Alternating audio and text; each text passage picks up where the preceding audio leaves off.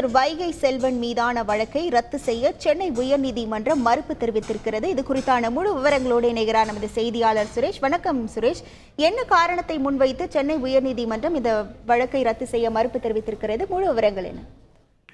வணக்கம். கடந்த 2021 ஆண்டு சட்டமன்ற தேர்தலின் போது விருதுநகரில் அனுமதிக்கப்பட்ட நேரத்துக்கு மேலாக, அதாவது இரவு 10 மணிக்கு மேலாக பிரச்சாரம் செய்ததாக அதிமுக முன்னாள் அமைச்சர் வைகை செல்வனுக்கு எதிராக வச்சக்காரப்பட்டி காவல் நிலையத்தில் வழக்கு பதிவு செய்யப்பட்டது.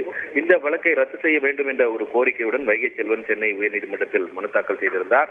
இந்த மனு நீதிபதி ஜெயச்சந்திரன் முன்பு இன்றைக்கு விசாரணைக்கு வந்தது. அப்போது மனுதாரர் தரப்பில் அரசியல் பழிவாங்கக்கூடிய நடவடிக்கையாக இந்த வழக்கானது பதிவு செய்யப்பட்டிருக்கிறது. 3 ஆண்டுகளாக இந்த வழக்கில் இறுதி அறிக்கை தாக்கல் செய்யப்படவில்லை என்று வாதிடப்பட்டது. காவல்துறை தரப்பில் வழக்கின் விசாரணை முடிந்து சம்பந்தப்பட்ட நீதிமன்றத்தில் இறுதி அறிக்கை தாக்கல் செய்யப்பட்டு விட்டதாகவும், தாமதமாக தாக்கல் செய்யப்பட்ட இறுதி அறிக்கையை ஏற்றுக்கொள்ளுமாறு விசாரணை நீதிமன்றத்தில் மனு தாக்கல் செய்துள்ளதாகவும் தெரிவிக்கப்பட்டது. இதையடுத்து இறுதி அறிக்கை தாக்கல் செய்யப்பட்டு விட்டதால் இந்த வழக்கை ரத்து செய்ய முடியாது என கூறிய நீதிபதி முன்னாள் அமைச்சர் வைகை செல்வனின் மனுவை தள்ளுபடி செய்து உத்தரவிட்டிருக்கிறார். உங்கள் முழு விவரங்களுக்கு நன்றி சுரேஷ்.